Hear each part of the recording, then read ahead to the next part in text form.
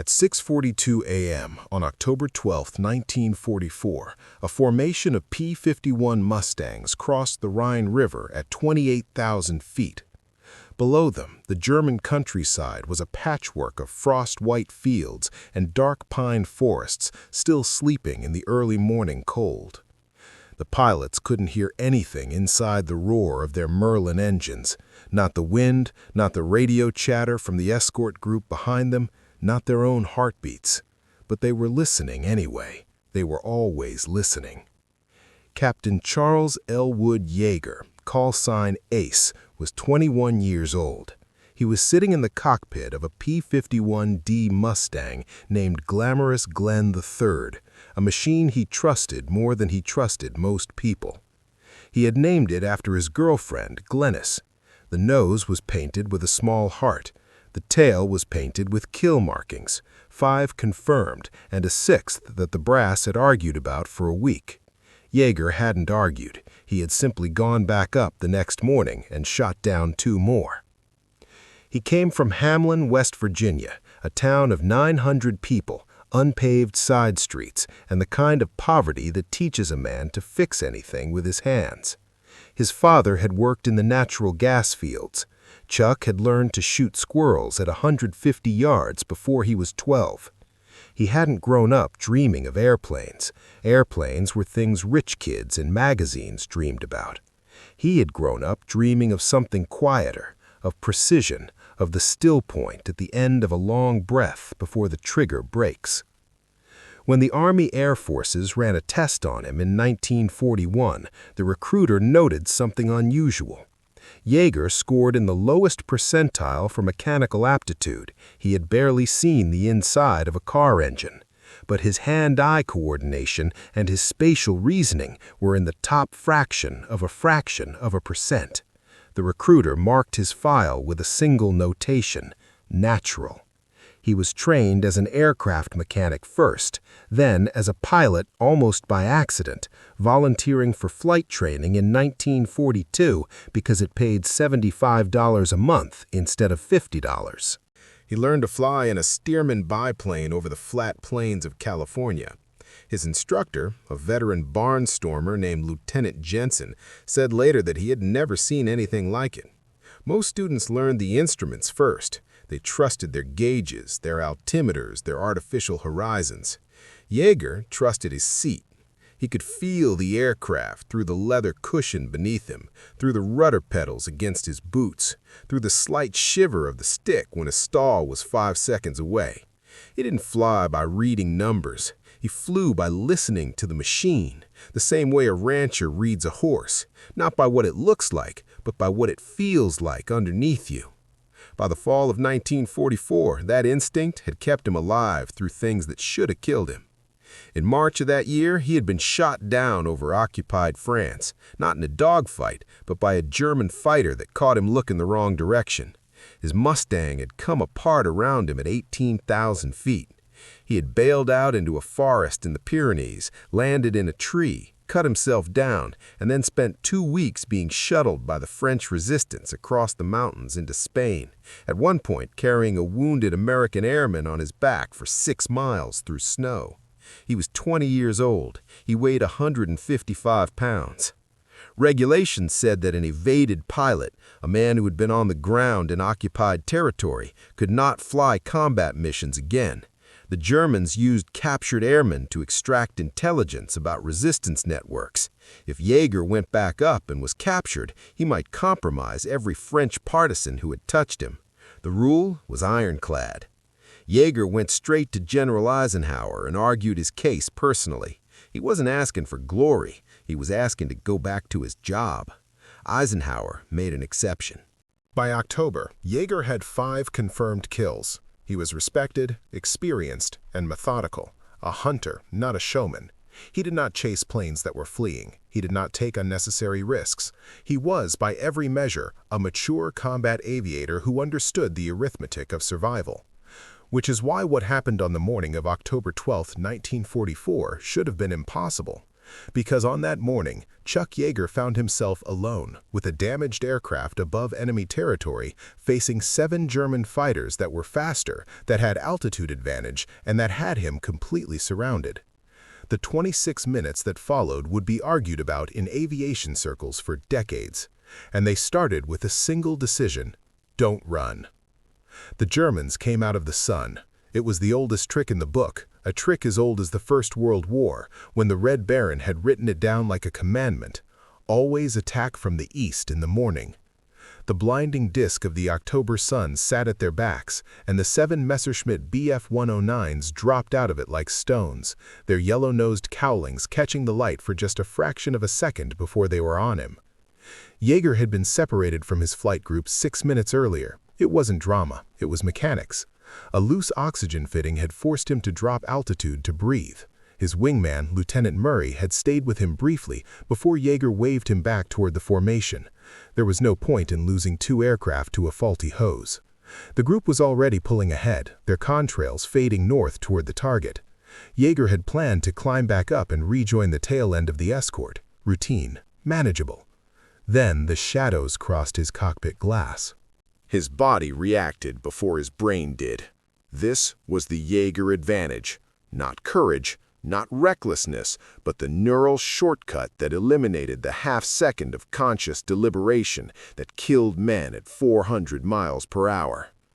His left hand shoved the throttle to the firewall. His right broke the stick hard left, rolling Glamorous Glen III into a diving turn so violent that the negative G-force threw his pencil and his maps against the canopy above his head. The first burst of 20mm cannon fire ripped through the air where he had been sitting. The German pilot had calculated his lead correctly for a plane flying straight, but Yeager wasn't flying straight anymore. He was counting. 7 aircraft. He had seen them in the fraction of a second before the break, a swarm of 4 and a rot of 3, working in the textbook Luftwaffe Finger 4 formation that had been decimating Allied fighters since 1940. They were Bf 109 G6s, the Gustav variant, carrying a 30mm engine cannon and 2 13mm cowling guns. At this altitude, in this configuration, they were faster in a straight line and more powerful in the climb. On paper, they held every card in the deck. But paper didn't account for geography, and geography was about to become Yeager's only ally. He pushed the nose down hard, trading altitude for speed, and dove for the deck, the ground, a move that every flight manual warned against and every experienced pilot understood. Close to the Earth, the margin for error compresses to nothing. A miscalculation of 50 feet at 450 miles per hour is not a mistake, it is a funeral. But close to the Earth, formation flying becomes nearly impossible. The Germans would have to spread out. They would lose their coordinated firing solutions. They would start worrying about their own wingtips clipping the tree line. And there was something else. Yeager knew the German pilots were good. They had to be good. By late 1944, the Luftwaffe had bled out its mediocre pilots over 4 years of war. The men still flying were veterans. But veterans, Yeager had learned, followed their training. They trusted the doctrine. The doctrine said that when you have superior numbers and superior altitude, you dictate the terms of the fight. You don't follow the enemy down into the weeds. You make him come back up to you. Yeager was betting his life that they would follow doctrine. He was also buying time to think. Glamorous Glen III screams down through 10,000 feet, 8,000, 6,000. The pine forests of western Germany blurred beneath him into a dark green carpet. The airspeed indicator climbed past 480 miles per hour, beyond the Mustang's recommended limit, into the range where control surfaces go stiff and the aircraft begins to make decisions of its own. Yeager felt it in his hands, the stick going wooden, resistant, the rudder pedals heavy as concrete. He eased back on the dive, bleeding speed carefully, walking the edge between control and catastrophe.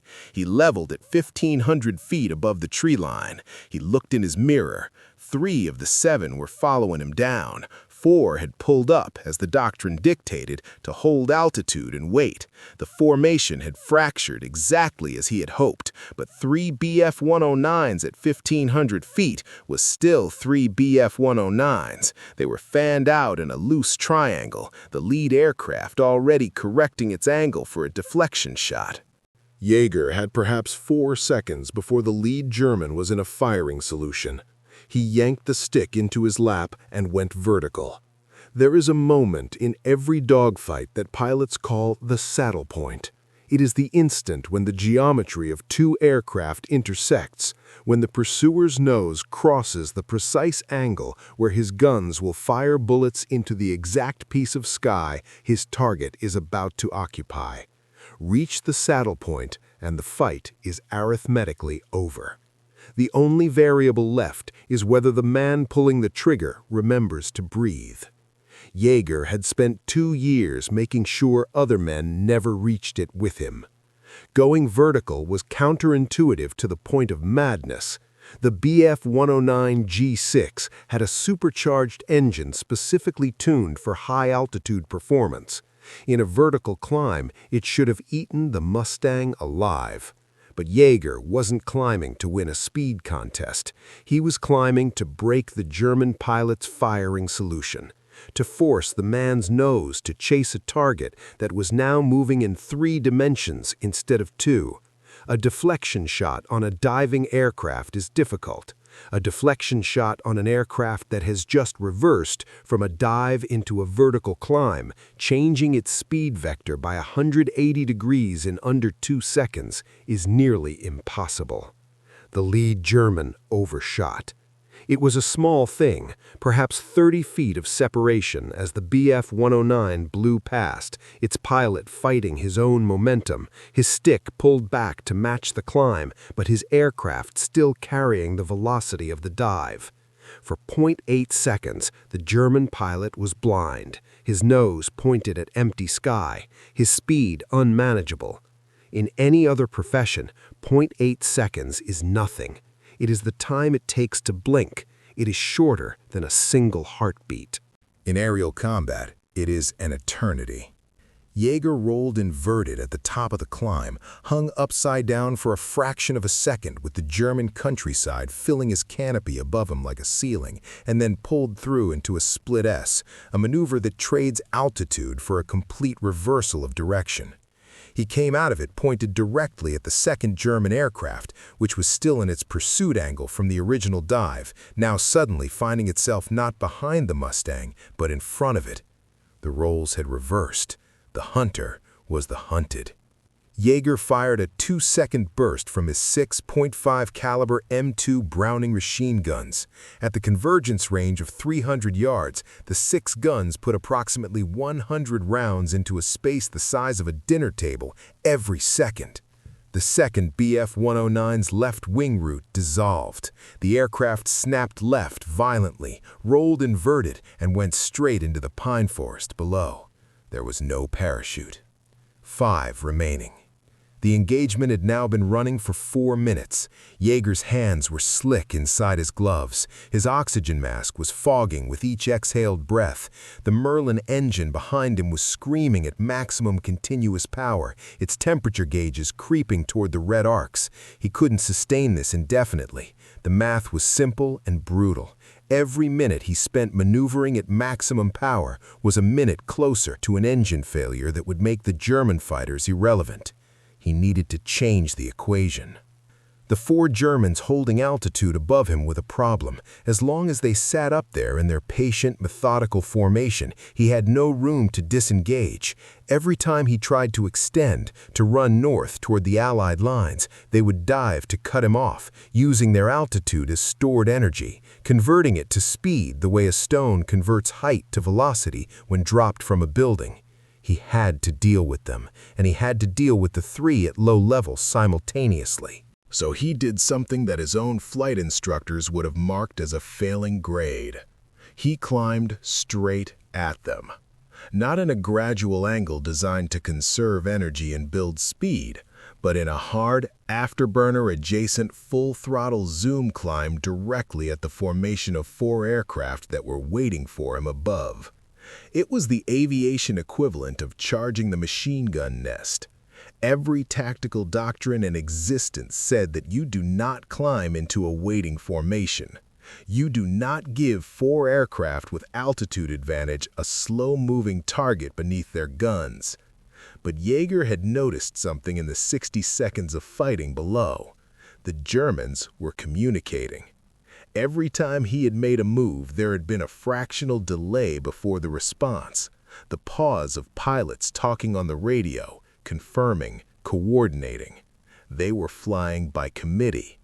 Yeager flew alone, by instinct, at the speed of his nervous system. He reached their altitude in 11 seconds. He went straight through the middle of the formation before any of the 4 pilots had completed a firing solution, scattering them like a stone thrown through a flock of birds. 1 B-109 broke left, 1 broke right. The lead aircraft pulled up sharply to avoid a collision. The 4th, caught between 2 instincts, froze for a half second. And a half second was all Yeager needed. He pulled the trigger for 1 second and rolled away.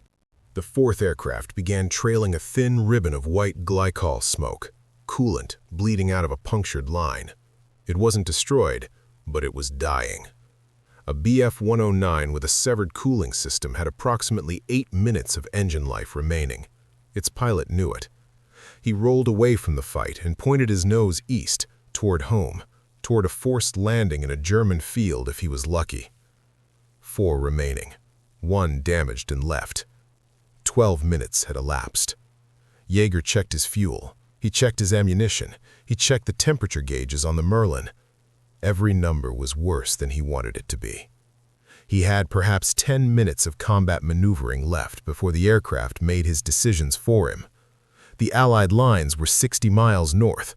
60 miles at 400 miles per hour was 9 minutes of flying, but 9 minutes of straight level flying, which was 9 minutes of being a target for 4 aircraft that were now angry, regrouped, and climbing back toward him with the focused purpose of men who have been embarrassed.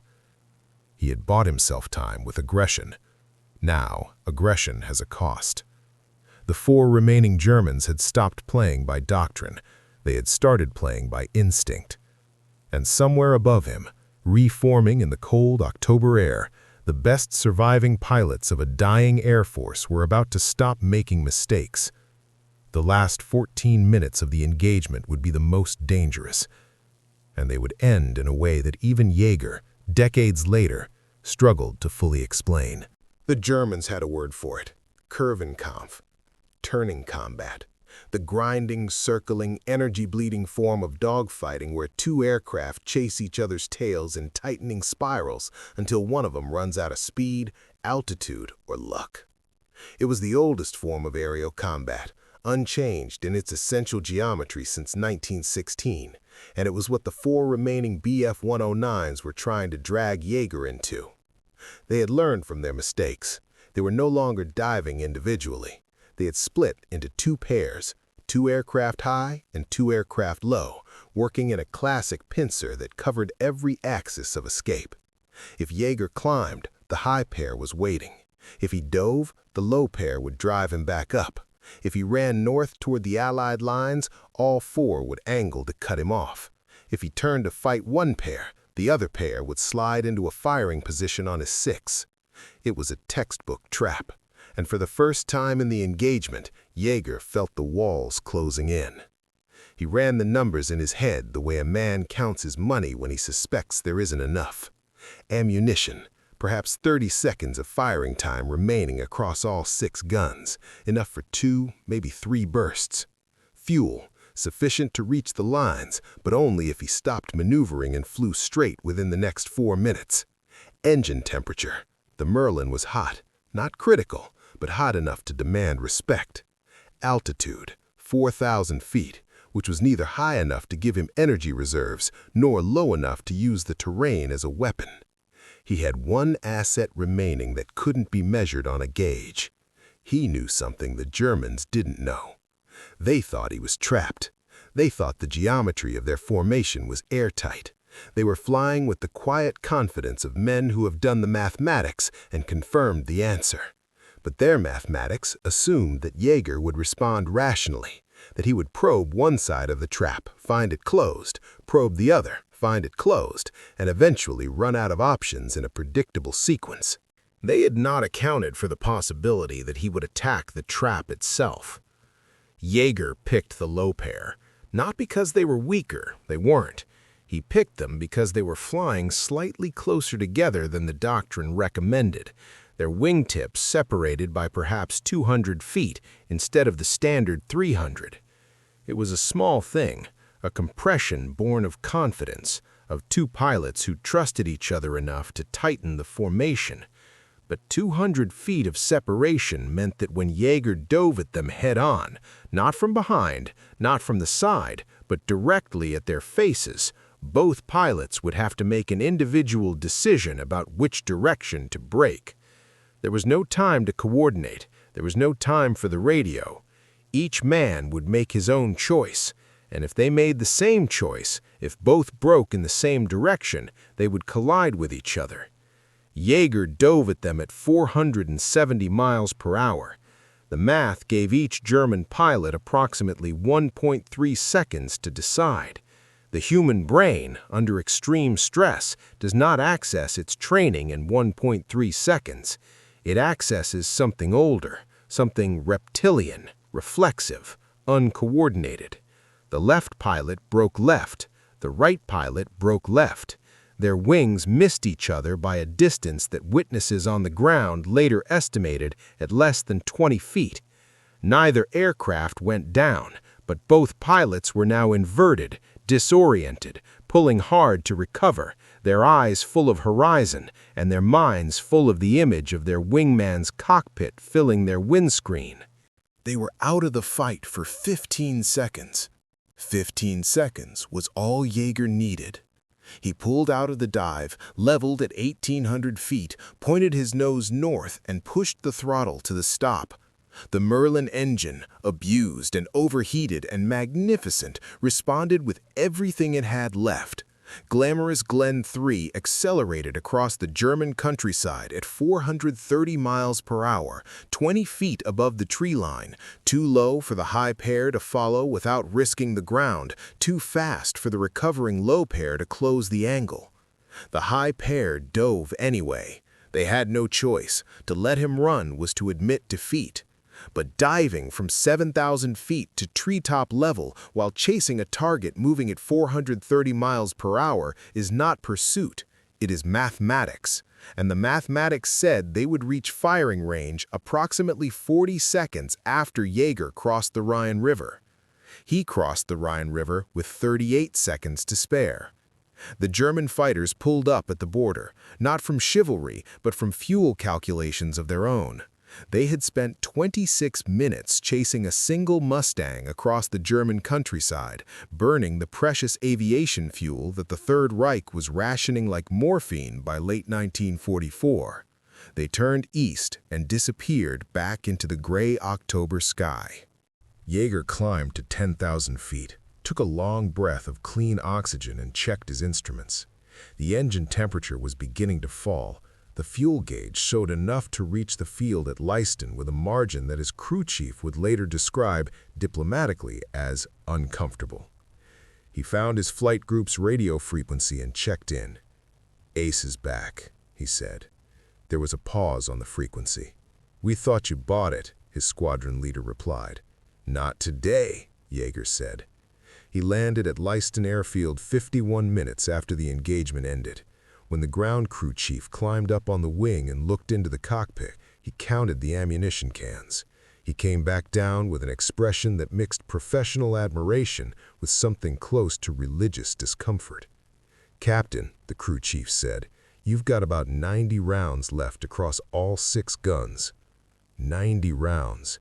Distributed across 6 guns, that was 15 rounds per gun, less than 1 second of firing time. He had landed with the functional equivalent of an unloaded weapon." The debrief lasted 2 hours. The intelligence officers wanted to reconstruct every turn, every altitude change, every decision point. Yeager walked them through it with the flat, practical patience of a man describing a drive to the grocery store. When they asked him what he had been thinking during the head-on pass at the low pair, the moment that had broken the trap, he was quiet for a moment. "I wasn't thinking," he said finally. "Thinking takes too long." The official record credited him with 1 confirmed kill and 1 probable from the engagement. The single confirmed kill that day brought his total to 6, making him one of the earliest American aces in the European theater. He would finish the war with 11.5 confirmed kills, the half shared with a wingman over a German bomber that had the poor fortune of being in 2 firing solutions simultaneously. He would go on to break the sound barrier 3 years later, in October 1947, in a rocket plane over the Mojave Desert.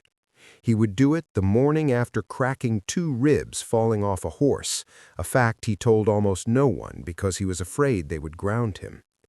He used a borrowed broomstick to latch the cockpit door because his injured arm couldn't reach the handle.